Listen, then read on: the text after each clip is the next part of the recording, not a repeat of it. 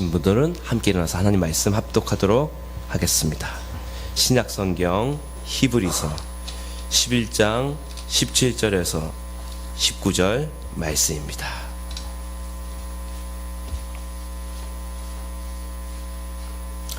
함께 하나님 말씀 받들어 올리겠습니다.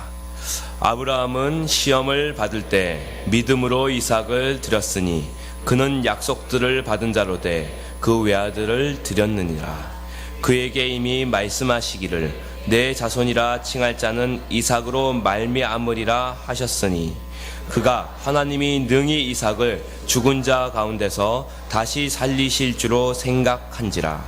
비유컨대 그를 죽은 자 가운데서 도로 받은 것이니라. 아멘. 자리에 착석해 주십시오. 믿음이 성장하려면 이런 제목으로 하나님 말씀 선포가 있겠습니다. 할렐루야. 우리 주님 찬양합니다. 영숙자매 시집가서 보내면서 마음이 허전했는데 하나님이 또 이렇게 이제는 저희 교회 보내주시네요. 무슨 말씀인지 못 알아들으시나요? 영숙자매도 가수였거든요.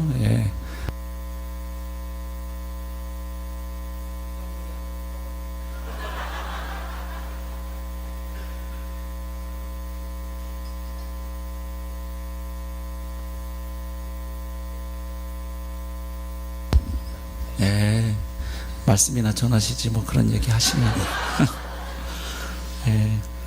우리 의자매 복음성가 사역자이고요. 부산에서 이제 시집 올라오는 거예요. 따뜻하게 맞아주실 거죠? 이제 낯선 곳에 올라오시게 되는데 귀한 은혜가 되고 복이 됐습니다.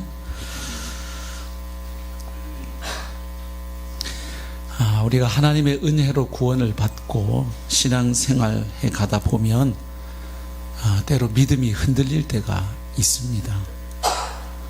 믿음의 조상이라고 불리웠던 아브라함도 예외는 아니었습니다.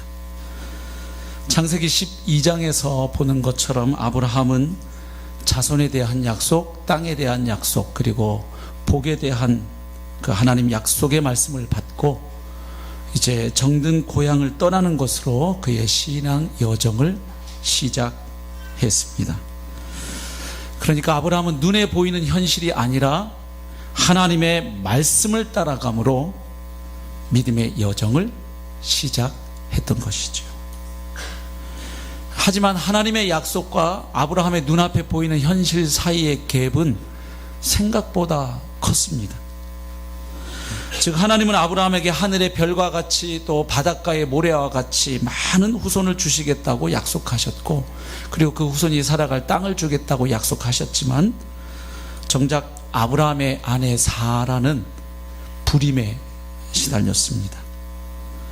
물론 아브라함은 아들을 주시겠다는 하나님의 약속을 믿었지요. 하지만 그럼에도 불구하고 세월이 오래 지나도록 그 약속이 이루어지지 않게 되니까 마침내 아브라함도 믿음이 흔들립니다. 그래서 아브라함의 아내 사라가 자신의 여종 하갈을 통해서라도 아들을 얻는 게 어떠냐 제안했을 때 그것을 받아들입니다. 그래서 그 결과로 아브라함의 여종인 하갈을 통해서 이스마엘이라는 아들이 태어나게 되죠. 그뿐만 아니라 아브라함은 가나안 땅에 흉년이 왔을 때에 하나님께 진지하게 여쭙지 않고 그 땅을 너무 쉽게 떠나서 애굽으로 가버립니다. 그리고 그곳에서 자신이 살아남기 위해서 아내를 위험에 몰아넣기도 하지요. 그래서 하나님이 신속하게 개입하고 도와주지 않으셨다면 아브라함은 어쩌면 그의 아내를 이집트의 바로에게 빼앗겼을지도 모릅니다. 거의 빼앗길 뻔했죠. 이처럼 아브라함은 고향과 친척과 아버지의 집을 떠나라는 하나님의 말씀에 순종함으로 신앙 여정, 믿음의 여정을 시작했지만 우리와 마찬가지로 믿음이 흔들린 적도 있고요. 지극히 인간적인 모습을 노출하기도 했습니다. 특히 그 아내를 넘기려고 하는 장면 보면 참 사람이 유치하고 치사해 보입니다. 부디 3년 동안 저희들에게는 그런 위험이 안 왔으면 좋겠습니다.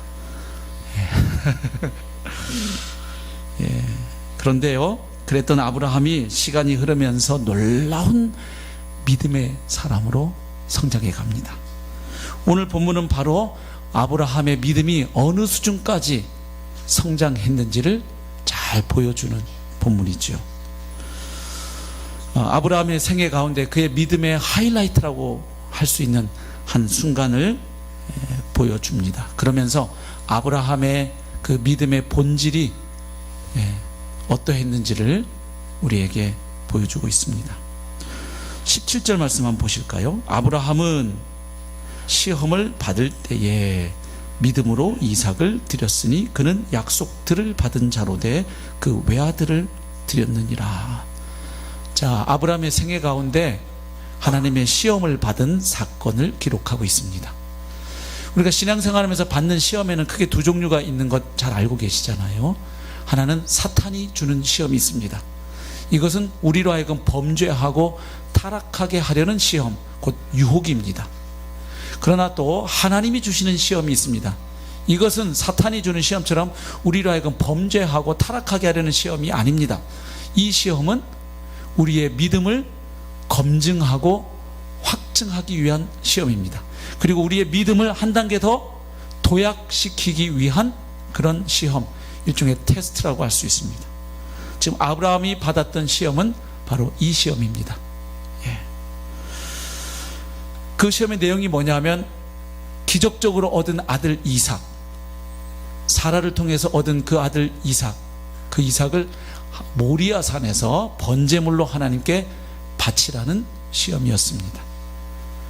아시는 것처럼 번제라고 하면 제물을 완전히 다 태워서 하나님께 드리는 것을 의미합니다.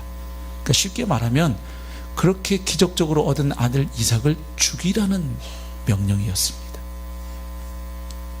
근데 이 시험 받을 때에 아브라함이 이삭을 드렸는데, 물론 나중에 하나님의 방법으로 살아났지만 아브라함 입장에서는 드렸죠. 근데 그렇게 드릴 수 있었던 것이 믿음 때문이었다고 오늘 본문은 말합니다.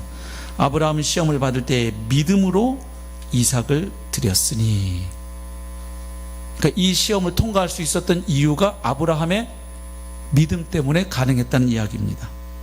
믿음으로 드렸으니 그는 약속들을 받은 자로 돼 그 외아들을 드렸느니라. 근데 이것이 쉽지 않았다는 것을 보여줍니다. 왜냐하면 아브라함이 하나님께 드렸던 이삭은 약속들을 받은 자로 돼 약속의 아들이었기 때문입니다. 그래서 이삭이 약속의 아들이라는 것은 두 가지 의미가 있습니다. 먼저는 하나님이 아브라함에게 주신 약속의 성취로 말미암아 태어난 아들입니다. 그렇죠? 이삭이 태어나기 1년 전에 하나님은 아브라함에게 찾아오셨죠. 그리고 아브라함과 그의 아내 사라에게 내년 이맘때쯤이면 사라가 아들을 낳을 것이다. 그리고 그 아들 이름을 이삭이라고 해라. 이렇게 말씀하신 바가 있죠. 그래서 그 약속이 마침내 성취되어서 태어난 아들이 이삭입니다. 그래서 이삭을 가리켜서 약속의 아들이라고 할 때는 하나님의 약속이 성취됨으로 말미암아 태어난 아들이라는 의미가 있습니다. 또 한 가지 의미가 있지요. 그것은 아브라함에게 주셨던 그 놀라운 약속들이 이삭으로 말미암아 성취된다는 의미입니다. 다시 말하면 이삭은 하나님이 아브라함에게 주셨던 놀라운 약속을 성취하기 위해서 태어난 아들이라는 것입니다. 그러니까 이삭은 죽으면 안 되는 겁니다. 하나님의 약속이 성취되기 전에 이삭은 죽으면 안 되는 아들입니다. 왜? 하나님의 약속이 누구를 통해서 성취되어야 하니까요? 그 이삭을 통해서 성취되어야 하니까 그런 것이죠. 그래서 18절에 그 이야기가 나와 있지요.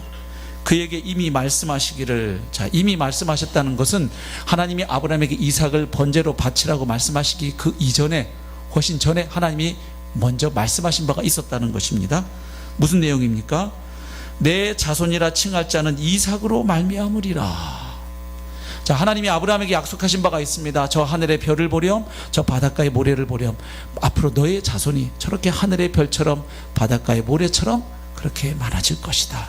그런데 이 약속이 누구를 통해서 이루어지느냐 하면 바로 네 아들 이삭을 통해서 이 약속이 성취되리라 하는 말씀이었습니다. 그러니까 이삭이 죽게 되면 하나님이 아브라함에게 주신 약속도 무산되는 결과를 가져오는 것입니다. 왜냐하면 하나님의 약속은 반드시 이삭을 통해서 이루어지리라고 하나님이 약속하셨기 때문이죠.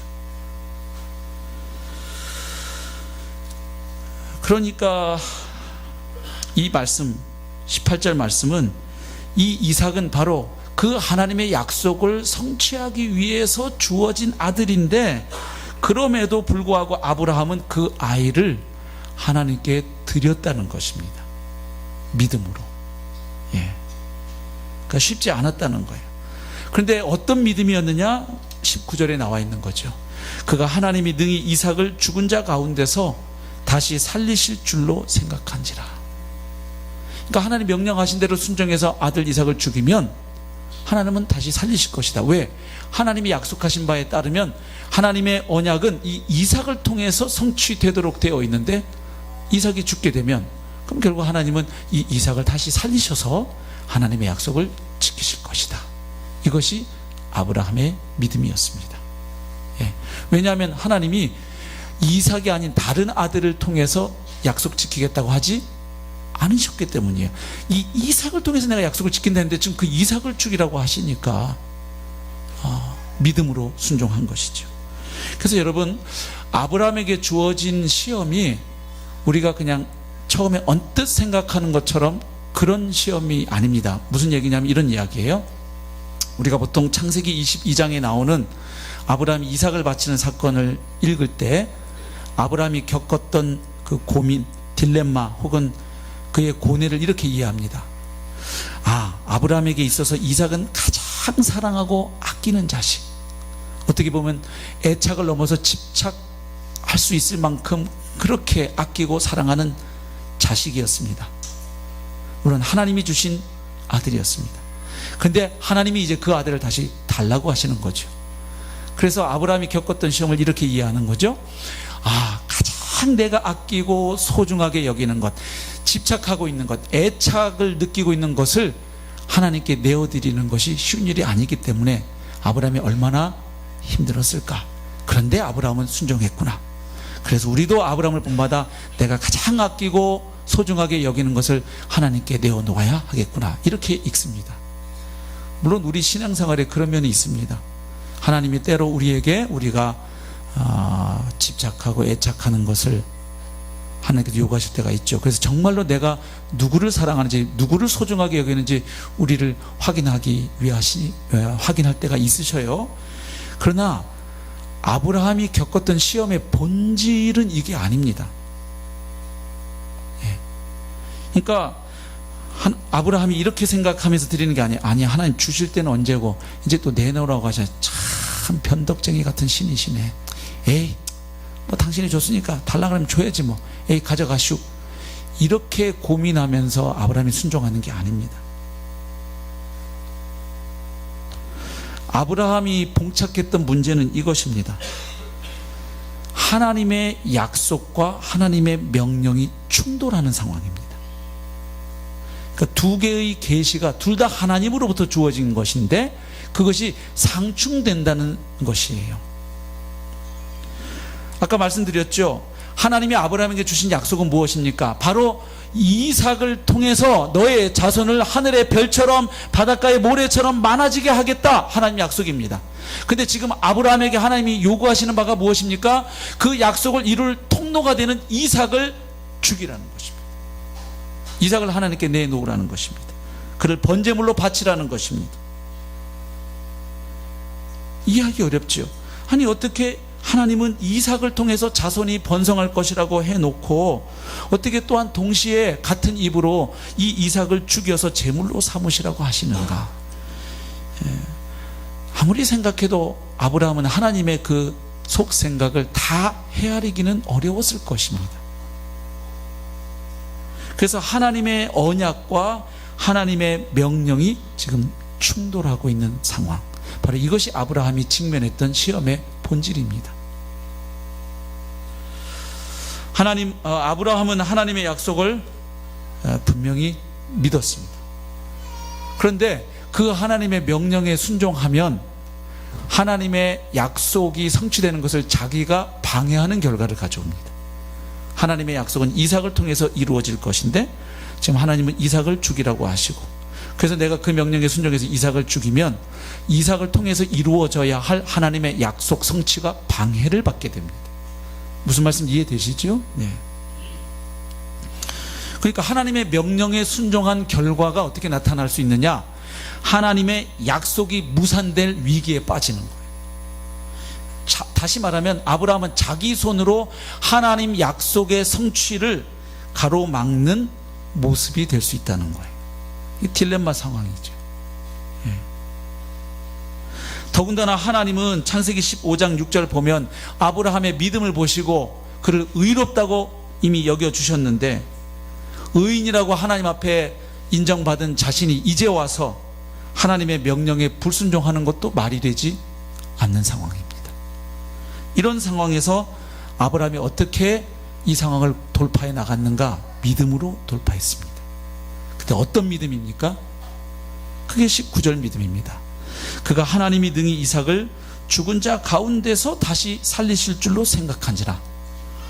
하나님이 명령하셔서 내가 순종해가지고 이삭을 죽이면 하나님은 약속하신 바를 반드시 지키시는 신실하신 하나님이시니까, 그러면 결국 하나님은 이삭을 다시 살리셔서 하나님의 약속을 지키실 것이다.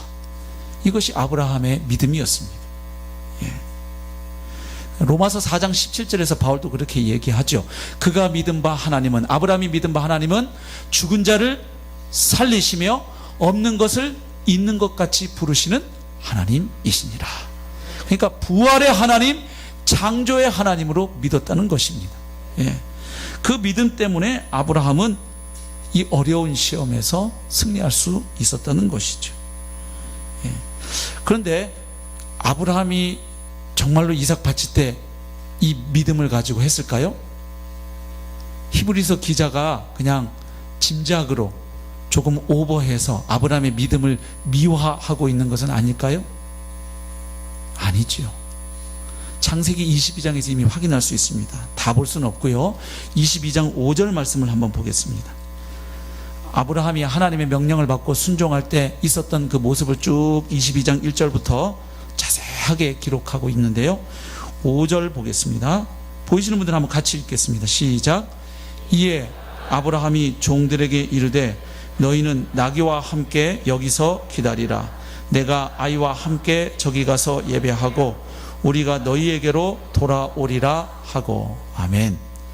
자, 아브라함이 하나님의 명령을 받고 준비물을 챙깁니다. 3절 보면 나귀의 안장을 지우고 두 종 그리고 아들 이삭 번제에 쓸 나무 쪼개 가지고 하나님이 지시하신 곳으로 3일간 갑니다.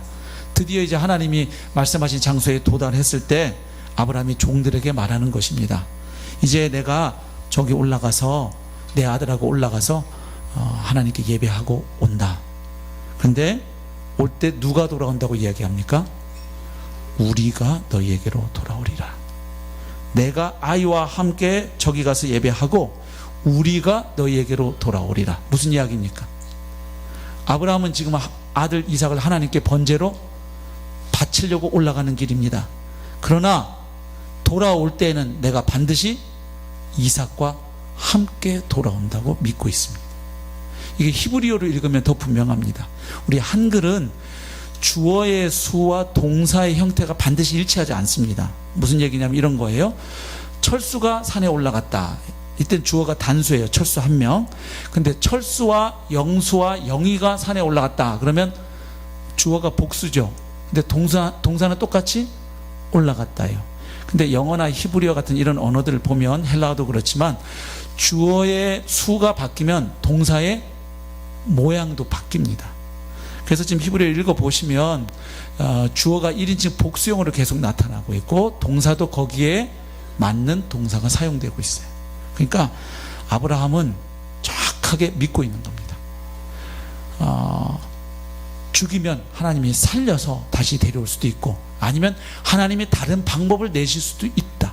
이것도 믿습니다. 왜냐하면 뒤에 올라가면서 아들 이삭이 고약한 질문을 하죠. 이런 질문을 안 해야 되는 질문인데, 이삭이 이르되 불과 나무는 있거니와 번제할 어린 양은 어디 있나이까. 이 질문을 받은 애비의 심정이 어땠을까요? 임마 바로 너야 이 자식아, 지금 내 속이 아니야, 뭐 말하고 싶지 않았겠어요. 예. 근데 그때 아브라함이 이렇게 대답을 하거든요. 8절에 보면 아브라함이 이르되 내 아들아, 번제할 어린 양은 하나님이 자기를 위하여. 왜 자기를 위하여입니까? 이삭을 통해서 약속 지킨다고 하셨으니까 하나님이 나를 위해서가 아니라 자기를 위해서라도 친히 준비하시리라. 그러니까 아브라함이 믿은 하나님은 이거예요. 하나님은 반드시 약속하신 바를 지키시는 하나님. 그래서 약속을 지키신다는 말 안에는 하나님은 전능하시다는 의미가 포함되어 있어요. 우리는 사람끼리는 약속해놓고 못 지킬 때가 많습니다. 우리는 능력이 없기 때문이에요. 우리가 자녀들에게 약속해놓고 못 지킨 경우가 얼마나 많습니까? 까먹어서 잊어서 못 지킨 경우도 있지만 우리의 능력이 안 되어서 못 지킨 경우도 많잖아요. 그래서 약속을 반드시 지킨다는 건 하나님은 전능하시다는 것입니다. 또 하나, 하나님은 신실하신 분이라는 거예요. 약속하신 바를 잊지 아니하시고 반드시 지키시는 신실하신 하나님. 이것이 아브라함이 믿었던 하나님이에요. 그러니까 결국 아브라함은 자기 앞에 펼쳐진 이 딜레마 상황을 믿음으로 돌파했는데, 그 믿음은 한 단어로 표현하면 부활신앙입니다. 또 다르게 표현하면 하나님에 대한 철석 같은 믿음입니다. 그런데 그 하나님이 어떤 하나님이냐? 없는 것을 있는 것처럼 부르시는 하나님이고 죽은 자를 살리시는 하나님, 창조의 주, 부활의 하나님이었어요. 이것이 아브라함이 믿은 하나님이었습니다. 그런데 아브라함이 어떻게 이런 복된 믿음을 가질 수 있었을까요? 그의 인생 가운데 결정적인 사건이 있었기 때문에. 그러니까 참 하나님 좋으신 분이에요. 아브라함에게 이삭을 바치라는 이 요구가 22장에 기록되어 있는데, 아직 아브라함이 전혀 이런 믿음에 도달하지 않았는데 이 시험 주면 진짜 좋은 시험에 아브라함이 시험 들어요. 그렇죠? 실력이 있는 사람은 시험이 다가올 때 시험 들지 않아요. 그렇죠? 공부를 열심히 한 사람은 내가 이번에 성적을 올릴 수 있는 절호의 기회다, 시험이 좀 기다려지기도 할 거예요. 정말 열심히 준비한 사람은. 그러나 공부를 하나도 안 한 사람은 시험이 다가오면 시험에 들죠. 그렇잖아요. 예. 그래서 지금 22장 사건 앞에 21장에 기록된 일을 좀 보아야 합니다. 21장을 보시죠. 이삭 달라고 요구하기 전에 먼저 아브라함에게 하나님이 행하신 일이 있었습니다. 21장 1절, 여호와께서 말씀하신 대로 사라를 돌보셨고 여호와께서 말씀하신 대로 사라에게 행하셨으므로 사라가 임신하고 하나님이 말씀하신 시기가 되어 노년의 아브라함에게 아들을 낳으니. 여기서 강조되고 있는 표현이 있는데 말씀하신 대로입니다. 그러니까 단지 늙은 아브라함과 아들 사이에, 아브라함과 저 사라 사이에 늦둥이의 아들이 태어났다, 참 신기한 일이 났다, 이것을 강조하는 게 아니라 그 놀라운 사건이 하나님이 말씀하신 그대로 일어났다는 것을 강조합니다. 예, 잘 보십시오. 다시 한번. 여호와께서 말씀하신 대로 사라를 돌보셨습니다. 그리고 여호와께서 말씀하신 대로 사라에게 행하셨습니다. 그리고 사라가 임신하고 나서 낳은 시기도 보십시오. 하나님이 말씀하신 시기가 돼요. 아무 때나 낳은 게 아닙니다. 하나님이 정확하게 이삭이 태어나리라고 약속하고 말씀하신 그 시기에 정확히 이삭이 태어났습니다. 그리고 그 다음에 3절도 보시면 아브라함이 그에게 태어난 아들 곧 사라가 자기에게 낳은 아들을 이름하여 이삭이라 하였고, 여기에는 말씀대로가 없죠. 말씀하신 대로. 그러나 내용적으로는 그렇게 봐야 합니다. 왜? 이 이삭이라는 이름이 아브라함과 사라가 의논해서 지은 이름이 아니고 하나님이 이미 1년 전에 말씀하신 그 이름이었기 때문입니다. 그러니까 결국 그 단어가 없어도 이건 이렇게 읽어야 되는 거예요. 아브라함이 그에게 태어난 아들 곧 사라가 자기에게 낳은 아들을 하나님이 말씀하신 대로 이삭이라 하였고, 그 말이죠. 그리고 4절도 보세요. 그 아들 이삭이 난 지 8일 만에 그가 하나님이 명령하신 대로 할례를 행하였더라. 그러니까 이삭이 태어나면 할례 주라고 하신 명령도 누가 주신 말씀이었다? 하나님이 이미 주신 말씀이었어요. 그리고 그 말씀 그대로 아브라함이 순종한 거예요. 그래서 지금 이 22장에 나오는 이삭을 번제로 바치라는 시험 전에 하나님이 아브라함에게 주셨던 경험이 있습니다. 그가 경험했던 결정적인 사건이 있습니다. 뭡니까? 하나님이 말씀대로 행하신다는 경험입니다. 특별히 어떤 경험이냐?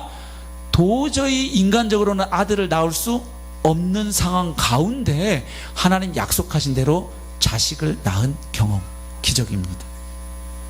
그래서 이 21장에 나오는 이삭 출생 사건을 좀 더 이해하려면 17장으로 건너가야 해요. 왜냐하면 말씀하신 대로 이루어진 사건이라고 했으니까, 그러면 하나님이 무슨 말씀을 주셨고 그리고 드디어 그 말씀하신 대로 이루셨는가, 이것을 볼 필요가 있죠. 17장으로 한번 건너가 보십시오. 여기 17장에 가면 하나님이 이삭을 태어나게 하기 전에 1년 전쯤이죠. 아브라함에게 하나님이 나타나셔서 그에게 주신 말씀이 기록되어 있습니다. 근데 하나님 말씀을 자세히 읽어보시면 5단계로 이루어집니다. 이 논리적인 인과관계를 맺고 있고요. 점점 절정을 향해서 가고 있습니다. 한번 보시죠. 먼저 1절과 2절에서는 하나님이 아브라함에게 나타나셔서 자신을 소개하시는 말씀을 해요. 그러니까 어떤 약속을 주기 전에 이제 그 약속을 아브라함에게 주실 하나님이, 여호와 하나님이 어떤 분이신지를 먼저 말씀하십니다. 1절, 아브라함이 99세 때 여호와께서 아브라함에게 나타나서 그에게 이르시되 나는 전능한 하나님이라 너는 내 앞에서 행하여 완전하라. 여기 지금 아브라함에게 하나님이 나는 전능한 하나님이다 이렇게 소개하는 이유가 무엇일까요? 너 이제 99세나 되어서 아들 낳을 수 없는데 내가 너에게 아들 낳게 할 거다, 그 말씀 하시려는 거잖아요. 2절, 내가 내 언약을 나와 너 사이에 두어 너를 크게 번성하게 하리라. 자, 그래서 첫 번째 하신 말씀은 아브라함에게 나타나셔서 하나님이 자신을 소개하시고 아브라함과 언약을 맺을 것을 말씀하셔요. 아브라함과 하나님 사이의 언약을 언급하십니다. 자, 그리고 났더니 아브라함의 반응이 3절인데 아브라함이 엎드립니다. 그리고 나서 하나님이 두 번째 말씀하시는데 4절부터 8절입니다. 그 핵심은 이런 거예요. 하나님이 아브라함의 이름을 아브라함으로 바꾸시고 그에게 후손과 땅에 대하여 약속하신 말씀입니다. 이게 하나님 두 번째로 하신 말씀이에요. 그리고 9절부터 14절까지 보시면 세 번째 말씀을 주십니다. 그 내용은 이런 것입니다. 할례를 행할 것을 명하십니다. 아브라함뿐만 아니라 아브라함 집에 속한 모든 남자들이 할례를 행할 것을 하나님이 명령하십니다. 하나님과 아브라함 사이 그 언약의 표징이 사람 몸에 있도록 하나님이 명하시는 장면입니다. 그리고 네 번째 말씀은 15절 16절에 나와 있는데, 이번에는 하나님이 아브라함의 아내 사레의 이름을 사라로 바꾸십니다. 그리고 그녀에게 아들을 주시겠다고 약속하신 것이 네 번째 말씀입니다. 이때 아브라함의 반응이 17절 18절에 나와 있는데 역시 또 엎드립니다.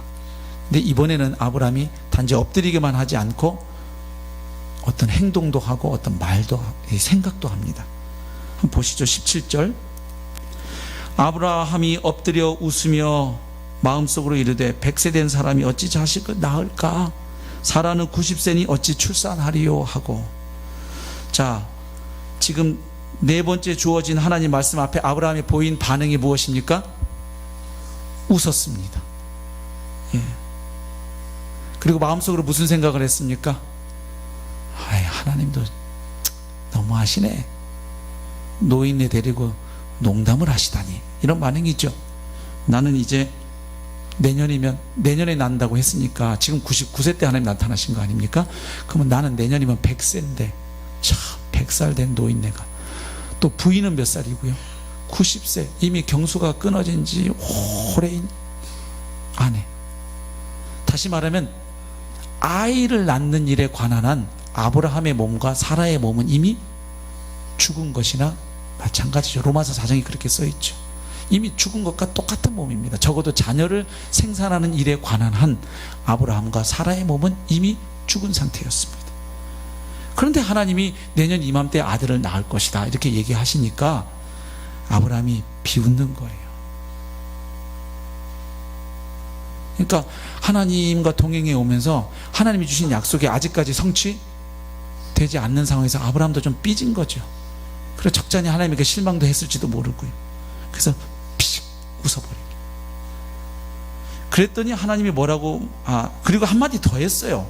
이 말은 아브라함이 안 했으면 좋았을 텐데 18절 아브라함이 이에 하나님께 아뢰되 이스마엘이나 하나님 앞에 살기를 원하나이다. 이렇게. 예. 이스마엘은 누구죠? 하나님의 약속을 기다리지 못하고 사라의 제안을 받아들여서 사라의 여종인 하갈과 사이에서 태어난 아들입니다. 86세 때 낳은 아들. 네. 하나님 제가 언감생심 다른 아들은 기대도 안 하고요. 이미 태어난 아들 그것도 제가 많이 하나님 도와드린 거예요. 하나님 저에게 후손을 바닷가의 모래와 하늘의 별처럼 많게 하신다는데 제 아내는 불임이고 자식 하나도 없을 뻔했는데 그래도 제가 하갈하고 사이에서 아들 하나라도 낳아놨으니까 이거 참 다행인데 얘라도 하나님 앞에 살았으면 좋겠습니다. 지금 이 소리 아닙니까? 자기가 하나님 약속의 성취를 도와준 아들. 하나님이 못하시니까 자기가 도와준 거예요. 그죠? 네. 그랬더니 하나님이 드디어 5번째 말씀하시는 거예요. 19절이죠. 하나님이 이르시되 아니라 아브라함의 말을 딱 잘라버리십니다. No. 그리고 뭐라고 말씀하십니까? 하나님 이제 찍으세요. 정확하게. 너의 아내 사라가 너에게 아들을 낳으리니 너는 그 이름을 이삭이라고 해라. 그리고 내가 그와 그 이삭과 내년에 태어날 그 이삭과 내 언약을 세울 것이고 따라서 그의 후손에게 영원한 언약이 될 것이다. 이렇게 말씀하십니다. 여기서 하나님의 해악성이 드러나는 거죠. 이게 한글 성경으로는 잘 안 드러나 있어요. 17절 다시 보시면 아브라함이 엎드려 웃으며 마음속으로 이르되 할 때 웃으며라는 히브리어 단어는 와 이척 이렇게 돼요. 그래서 와라는 거는 히브리에서 접속사예요. 그리고 그래서 이런 뜻입니다. 이척하면 그가 웃었다 이런 뜻이 돼요. 예. 그래서 와우 연속법 미완료 3인칭 남성 단수 형태예요. 히브리어를 읽으면. 네. 다 까먹으셔도 돼요. 아무튼 웃으며 한 게 와 이척해요. 근데 하나님이 태어날 아들의 이름을 이척이라고 해라. 와 그리고라는 접속사 빼고 그리고 그가 웃었다. 이삭이라고 해라. 그러니까 지금 이런 상황이에요. 하나님이 약속을 불신하고 피식 아브라함이 웃으니까 너 웃었지. 내년에 아들 태어나는데 너 그 아들 이름 웃음이라고 해라. 그러니까 우리가 이삭이라고 읽으니까 이게 실감이 안 나는 거예요. 그러니까 여러분 생각하셔야 돼요. 아브라함이 이삭 태어난 이후에 이삭아 부를 때마다 뭐라고 하는 거예요? 웃음아 웃음아. 자 그러면 아브라함이 이삭을 부를 때마다 무슨 생각을 항상 하게 될까요? 2가지 생각이에요. 하나는 자신의 불신의 모습이에요. 하나님이 그렇게 찾아오셔서 말씀을 주시는데 피식 웃으면서 아예 됐고요. 그냥 이스마엘이나 자기의 불신앙의 모습이 떠오릅니다. 그리고 또 한 가지는 뭐가 떠오릅니까? 그럼에도 불구하고 하나님은 정확하게 약속을 지키셔서 이삭을 태어나게 하신 거죠. 그 이삭을 지금 자기가 보고 있고 부르고 있는 거예요. 그게 하나님의 유머 감각이에요. 너가 웃었구나? 그래 그럼 네 아들 이름은 웃음이야. 예. 이 과정을 통해서 아브라함에게 생긴 믿음이 있는 거예요. 하나님은 약속하신 바를 반드시 지키신다. 인간의 눈으로 불가능해 보이는 약속도 지키신다. 그래서 여러분 그냥 어느 날 갑자기 성령으로 역사해서 그냥 뚝 태어나게 해도 되거든요, 이삭을. 근데 하나님이 이렇게 하신 이유가 있어요. 이삭 태어나기 전에 아브라함에게 아까 언약의 징표로 행하도록 명하신 게 하나 있습니다. 뭡니까? 할례입니다. 할례. 예. 여러분 할례가 뭡니까? 예. 남성의 생식기 끝을 잘라내는 의식이에요. 그래서 하나님의 언약의 징표가 아브라함의 살에 있도록 만드신 거예요. 왜 그렇게 하셨을까요? 어떤 하나님이 어디 돌에다가 샥 뭐 쓰셔갖고 내년 아들 출생 딱 이렇게 갖고 하나님 사인해가지고 돌 냈다, 이걸 늘 보면서 믿음을 가져라, 이렇게 하시면 될 텐데 왜 하나님의 언약의 징표를 아브라함의 몸에다가 두게 하실까요? 17장에서 계속 강조되고 있는 단어가 언약이거든요. 베리트라는 말이 13번이나 나와요. 근데 그 언약의 표징으로 할례를 행하게 하신 거거든요. 그러니까 이 얘기죠. 하나님이 아브라함에게 아들을 태어나게 하시는데 그냥 하늘에서 뭐가 뚝 아들이 떨어지는 게 아니고 이미 죽은 것과도 같은 아브라함과 사라 사이에서 정상적인 부부 관계를 통해서 태어날 거라는 약속이에요. 그래서 아브라함의 생식기 끝에 하나님의 약속의 징표를 딱 새겨 놓으시는 거예요. 그 하나님의 의도를 생각하셔야 돼요.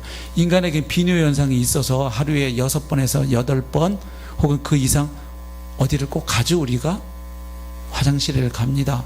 그럼 한번 생각해 보세요. 아브라함은 지금 나이도 99세니까 분명히 저보다 화장실 많이 갔을 거라고 제가 믿어요. 예. 그럼 하루에 적어도 한 8번에서 10번, 12번, 14번 화장실 갈 때마다 아브라함은 뭘 하게 됩니까? 하나님의 약속의 말씀을 묵상하게 돼요. 자기 몸을 볼 때마다 하나님이 아들 주신다고 했다, 이삭 주신다고 했다, 언제일까? 몸에다 새겨 넣으신 거예요. 하루에 적어도 8번은 하나님 약속을 생각하게 돼요. 이거 언제 이루어지지? 하나님 허튼 소리 하실 거는 같지는 않은데 전능한 하나님이라고 자기를 소개하면서 하신 말씀인데 과연 언제쯤 이 약속이? 늘 하나님 말씀을 생각하고 있는 거예요. 그래서 여러분 로마서를 보면 아브라함의 믿음이 놀랍게 성장해 갔다는 것을 확인할 수 있어요. 99세 아브라함의 모습은 보면 의심하는 모습이에요. 하나님 말씀을 듣고 뭐 했어요? 비웃고 있어요. 근데 100세 됐을 때 아브라함의 믿음을 우리가 알 수 있어요. 로마서 4장으로 한번 가보십시오. 로마서 4장 보면 바울이 그 이신칭의의 모델로 아브라함을 제시하면서 이런 이야기를 합니다. 4장 19절부터 우리 21절까지 한번 같이 읽으면 좋겠습니다. 시작. 그가 100세나 되어 자기 몸이 죽은 것 같고 사라의 태가 죽은 것 같음을 알고도 믿음이 약하여지지 아니하고 믿음이 없어 하나님의 약속을 의심하지 않고 믿음으로 견고하여져서 하나님께 영광을 돌리며 약속하신 그것을 또한 능히 이루실 줄을 확신하였으니. 아멘.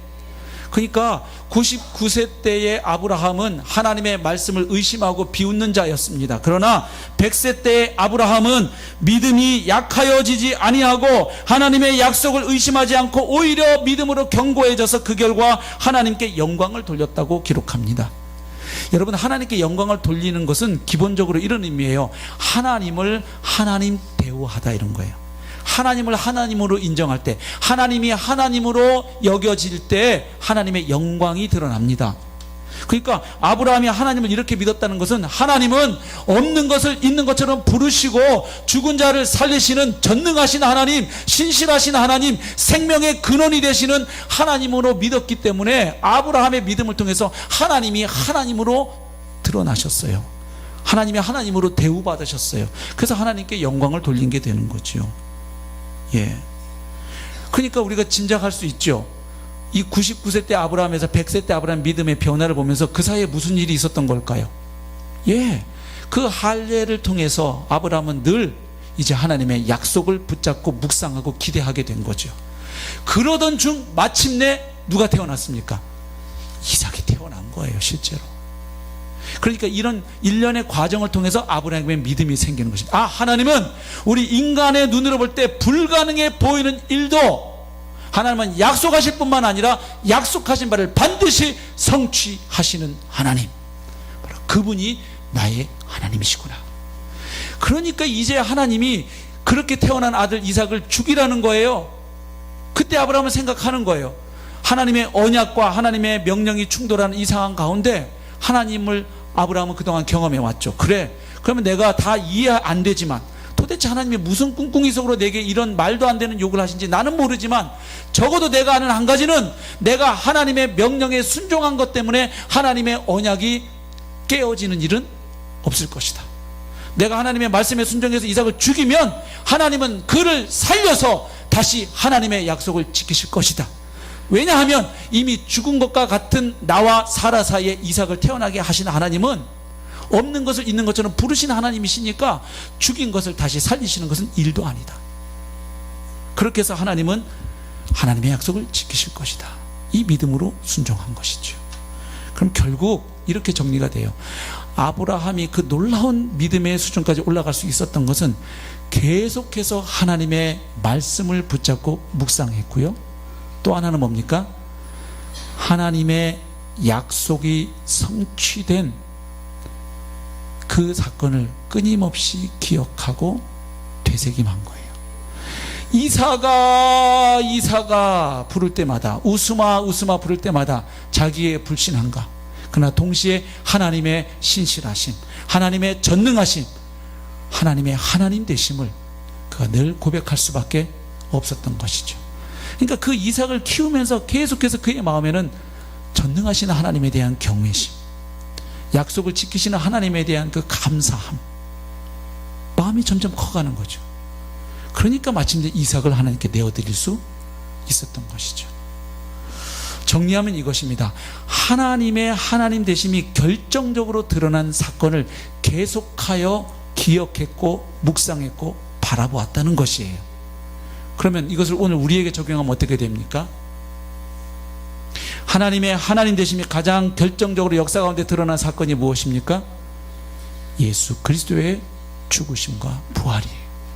하나님은 구약에 오래전부터 선지자들을 통해서 하나님이 메시아를 이 땅에 보내실 것이고 그분이 오셔서 죄 없는 삶을 사시다가 우리 모든 인간의 죄를 위하여 그분이 대신 십자가에 달려 죽으실 것이고, 그러나 하나님은 그를 죽은 자 가운데 다시 살리셔서 그를 하나님의 아들로 온 천하에 선포하실 것을 약속해 오셨어요. 그 약속하신 그대로 하나님은 역사 가운데 행하셨습니다. 그분이 예수 그리스도이십니다. 그렇죠. 예. 그래서 사도들이 복음 전하는 패턴이 똑같은 거예요. 고린도전서 15장 3절과 4절에 나온 것처럼 성경대로 그리스도께서 우리 죄를 위하여 죽으시고 성경대로 그리스도께서 부활하셨다. 그러니까 단순히 십자가 부활을 얘기한 게 아니고 십자가 부활이 우리를 위한 온 인류를 위한 구원 사건인데 이것은 하나님이 이미 성경에, 구약 성경에 약속하신 사건의 성취 사건이었다는 거예요.